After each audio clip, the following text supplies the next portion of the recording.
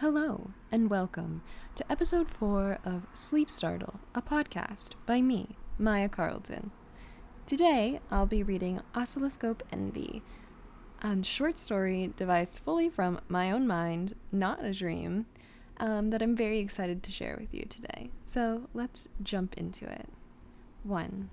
A research lab is a place of divine inspiration, but also sacrifice. Dr. Watson and his lab members knew this more than anything. Many hours of free time were sacrificed to finish this paper. The data would help patients with congenital blindness. It was supporting implant technology, so these patients would have their sight restored. Today was a crunch day. The team would be spending at least 10 hours in a small, cramped space collecting data, and while that may not seem absolutely terrible, it also had to be completely collected in the dark. The dark is a scary place to most, but Dr. Watson and his team were used to it. This was a common occurrence, and everyone was used to it.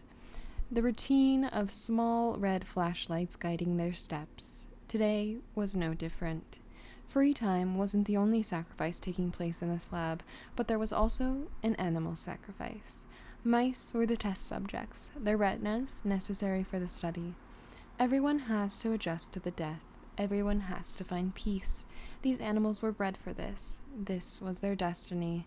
And to everyone in that small, cramped room, science was their destiny. The lab was relatively new and trying to make a name for itself, and a publication in a notable journal would do just that. The members got along well. Dr. Watson was dedicated and caring, determined to succeed.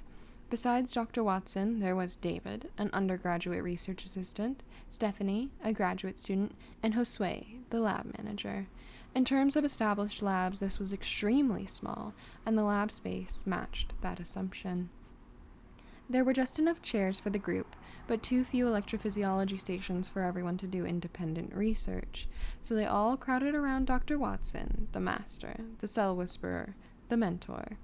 The space was cramped more than ever in these situations, but the group was dedicated to science, and this is what it entailed. When adjusting to the dark, everyone initially feels fear. It's pitch black. Your photoreceptors can't absorb stray photons until they acclimate. Some will run, searching for the light. Others can sit and wait for the dimmest of lights to come through.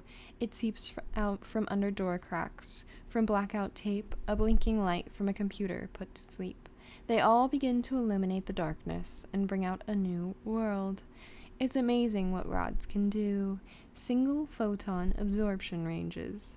These facts are relevant due to the nature of the research the lab conducted. David ran through the procedure in his head. They were about to begin. He was new and needed to learn every step before running experiments on his own. The mouse was sacrificed, and a dissection was conducted under infrared light. The retinas would be separated from the pigment epithelium and then cut into 4 smaller pieces. One piece would be placed under the microscope, which also used infrared light, and a camera to let the researchers see. A glass pipette was sent down searching for a worthy cell, and the recordings began.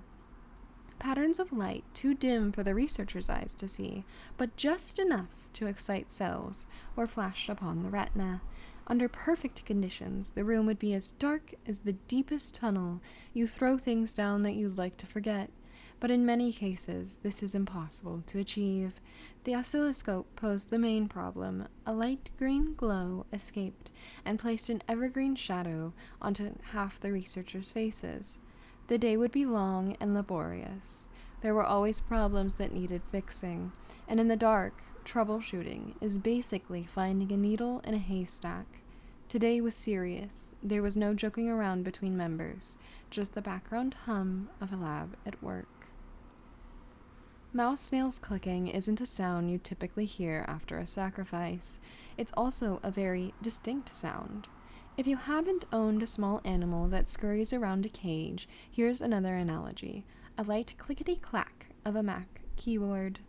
David looked from side to side. No one else seemed to hear the noise. It was hour 9. Maybe he was hallucinating, with this light deprivation that they were all under. There were many noises within the lab that were normal. The steady hum of the vacuum pump, the carbon gas bubbling solution, and the steady bloop of the oscilloscope when a cell fires action potentials. Small nails clicking across the desktop was not a normal lab sound. He heard the sound again. About 5 minutes later, it made his heart race, his mind go in circles. He once again looked to his colleagues. No response. He got up to say something to Dr. Watson. It seemed as though everyone was frozen, their eyes glazed over, their bodies cold.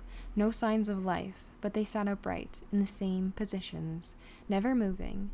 David was the only one left, the only one aware that anything was going wrong. The scurrying sounds got louder. David began to feel frightened of the dark, of this lab, of the people around him. He raced for the door, but it was locked from the outside, or that damn door jamb had gotten stuck again. He assumed the latter and tried to flip the light switch. Nothing happened. The only light was the green glow from the oscilloscope. True fear was welling up inside David now. Everything was wrong. This was straight out of a nightmare. The ticking of the mouse nails was getting closer. He ran for a flashlight. He felt pops, breaks, and ooze underneath his feet as he went. But the sounds were following him, and he was moving fast. The lab was a labyrinth in the dark. Chairs, desks, and zoned-out lab workers littered the floor space. David trips on the corner of a desk and hits the ground with a loud thud. But no one turns, no one asks if he's okay, but the sound is almost upon him. He scurries towards the oscilloscope, the only sound of light, his back against a workstation. He starts to calm his breathing down, and in the process peers at his shoes. They're covered in a dark, thick, gooey substance. His fingers find their way to them in disbelief. The consistency is almost gelatinous, with hard bits in between. Before the reality of his steps hits his traumatized mind, a small weight falls onto his shoulder, with claws digging through his clothing. He rips the thing from his shoulder, and in the green light illuminating the hand in front of him, he finds a mouse. With no eyes, just holes where they used to be, soaked in blood. David screams and throws the creature, but it isn't the only one. They've surrounded him. They begin to climb up his shirt, too many to throw, too many to move. He was trapped. They find his face and then his eyes. They dig and bite and bore through every piece of his eye until every mouse resides within his skull. It was justice, after all, a sacrifice for a sacrifice. Brrr. A change in the oscilloscope wakes the lab assistant from his slumber. It was all a dream, and the professor didn't even know he was dozing off.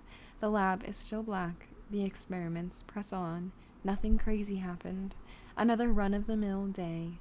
He's the only one who lived through hell today. No one else in the lab would know his imagined horror. He's sure they're dozing too, but dreaming of nice things, not mice with no eyes, devouring everyone. He sighed in relief. He felt the eyes of the other technicians turn towards him. Did you doze off, David? We have some great moments in science going on here. Please stay attentive, Dr. Watson said coyly.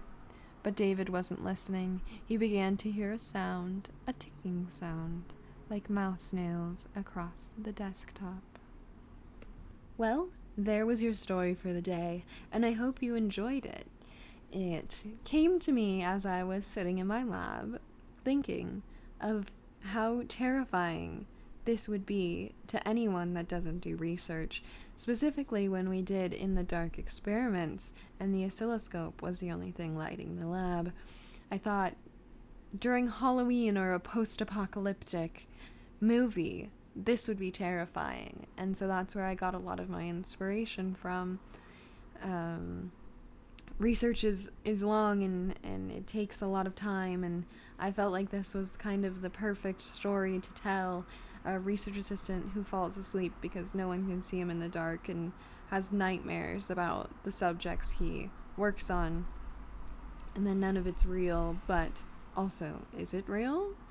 I really enjoy writing horror stories, and I think that some parts of my lab were the perfect inspiration for this horror story. So I do hope you enjoyed it. Maybe it gave you the heebie-jeebies. I don't know. Most people don't like mice or rats and think they're gross, so one with no eyes would be much more terrifying than just a mouse normally. And especially when they bore into your head through your eyeballs. So, with Halloween approaching, I hope that everyone enjoys listening to this. If you'd like to support the podcast, if you're liking the stories that I'm putting out, if you stay all the way till the end, which I don't think most people do, I'm going to set up a Patreon most likely where I will, depending on the tiers, be putting out the actual hard copies of these books and short stories. I think they're much better to read in your own voice instead of in my voice.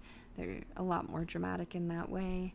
So I'll be putting out a Patreon with all the stories. I'm going to think of a few other tiers as well. Maybe I'll do an additional podcast every week, and that'll be another tier. I've got to put it together, but for the time being, you can follow me on all my social medias. I need to change them so they're kind of more fluid with the podcast, but at m.x.andra on Instagram, and that's all I really have is an Instagram, not on Twitter or any of that. You can also find me on YouTube if you just look up Sleep Startle. I don't actually film these. They are only audio versions, so if you're already listening to the audio version, I'm sure you know where to find it. Maybe someday I'll film them in a spooky way, but that requires a bit more effort than sitting down and just reading a story. So yeah, I hope you enjoy, and I'll see you next week.